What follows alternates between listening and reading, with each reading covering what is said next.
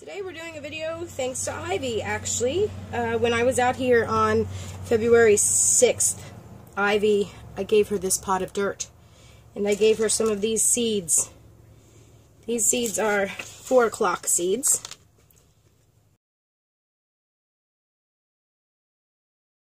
They are a perennial. If you live in an area where they get frost, the frost will die back. You know, the frost will kill it and it'll die back. You cut them off. They have tuberous roots. They'll grow back from the roots every year. And they self-seed. So the last year, it was the first year I had these in my garden. And I guess it was, you know, late September. I was walking up the garden. I was like, what are all these little black things laying on the ground? Well, guess what? 4 o'clock seeds. So I took some and I put a jar, poked some holes in the top just to keep it from any moisture in there. And I saved a bunch. So when Ivy was out here with me the other day and we were making the video,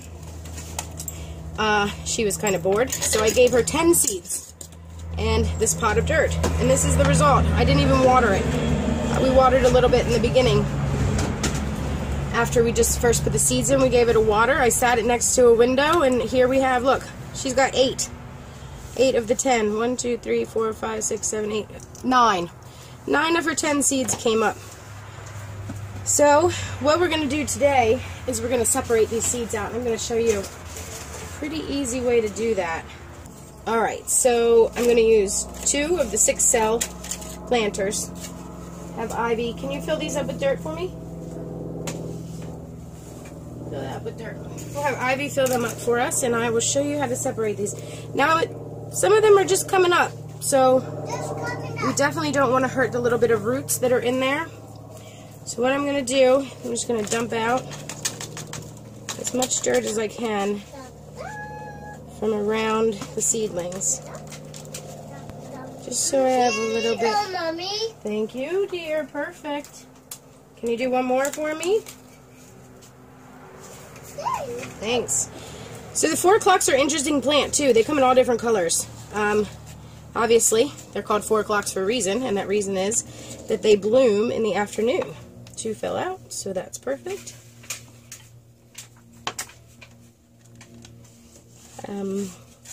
They'll also bloom for you on days when it's cloudy, which is nice, because that's kind of sad days. Nice flowers out in the garden that are growing, that are blooming, so you can see some pretty flowers on a cloudy day.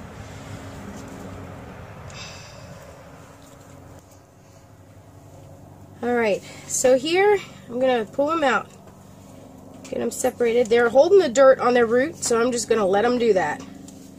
We don't want to shock it. The least disturbance possible is your goal. That is your goal. I'm just going to put this dirt back in here, keep that out of the way.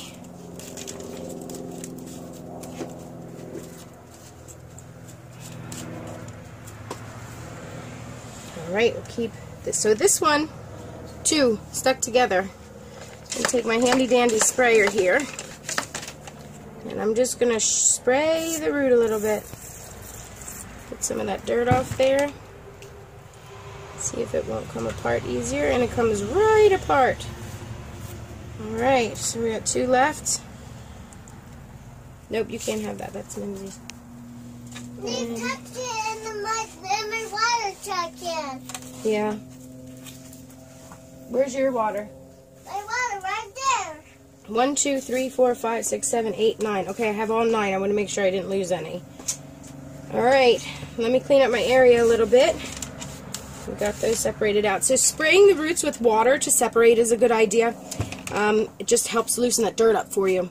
The other possible way of doing it is to have a cup of water, and you can just sort of swish them in the cup of water so that the dirt comes off. And I actually had Ivy fill these up, but I decided this soil is already moist, so just refill it. Refill it with that. Alright, now I'm going to get a pencil or a chopstick. I'm not sure exactly what I have out here, so give me a second. Alright, so actually I don't have a pencil or a chopstick out here. They must be in the house.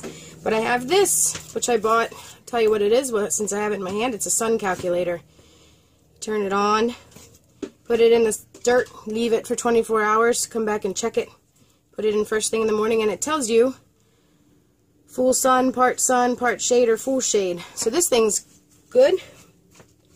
So, but it's perfect for doing this too. I'm going to use it just to put a little hole in the center of each one of my trays, my cells. So the reason that we're doing this is because, I mean, you saw how bunched up those 4 o'clocks were in there since Ivy planted them for me. So we're just going to give them their own little space. I think what my plan is for these, so they get, let me tell you about them. They get really tall. They get like 3 feet tall, which is surprising. I didn't know they were going to be that big when I bought them. And I put them on the corner of my sidewalk, like right where you turn the corner to go into the door. And it really didn't work out well because they didn't have enough space. The other thing that happened is, oh my gosh, they kept falling over. So I had to stake them up. So it wouldn't be an issue falling over if they were, you know, out in my yard. But right there on the sidewalk, they were just falling all over the place. So I'm just going to go ahead and finish putting these in. I'm just putting them down in, tucking them in nicely. We'll sit them in the window in the house. So they're a little too cold out here in the greenhouse. And we'll see what we get. And we'll see what we get.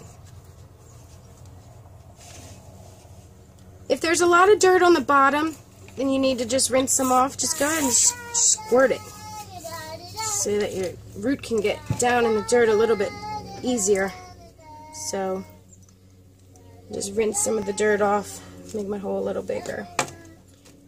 And just set them right in. 1 per cell. Keep an eye on them. They shouldn't need anything extra. They've been growing so nice in this dirt to begin with. 4 o'clocks, they come in lots of colors. They're kind of a fun little plant. So the colors that I had were red and white. So it'll be interesting to see if I get red and white out of this or if I get a pink variation. Sometimes that happens, which is opposite of most flowers. You will always get red, but the 4 o'clocks, the white is just as dominant as the red. Some of them have different colors on each leaf, like the variegated coloring. They're very fun. White ones sometimes will turn to purple. Yellows will sometimes turn to a dark pink. The more the bloom matures, they have a nice little fragrance to them, which of course you can smell in the afternoon when the blooms open up. And, small little fact, I've seen hummingbird hanging out by these guys last year. He'd come every day and sort of check it out and get a little drink and be on his way. So, these are our 4 o'clocks. We got 9 from Ivy's hard work. She's refilled her pot. She's going to start again and plant me some more. And we'll do an update in about 2 weeks to show you. We'll do an update in about 2 weeks to show you. Ivy's back here pouring rocks. It's really loud. These are a good example of your starter leaves. This is your seed leaf here. We don't have any true leaves on this yet. Okay, and our very last step is we're going to water them in. I did this off camera, but I stuck 3 seeds in these just to see if they'll go too as well. So I'm just going to water it in to close the dirt down around the roots a little bit. And give it a good soaking on this one since we're transplanting. And I will sit them in a container of water in the house. Not a lot of water in that container that I use in the house. So just about enough to cover the bottom. If it starts to look like it's getting too wet from soaking the water up from the bottom, just take it out of the container for a couple of days, you know, maybe not even that long, a day, and then put it back in. Just make sure to keep it nice and moist. Those roots like to have some moisture. You don't want to get root rot, though. Okay, so they're all ready to go. Make sure you like and subscribe. Check out www.ivysflowergarden.com for more information on your 4 o'clocks. Have a great afternoon. Pink color, here I go, here I go.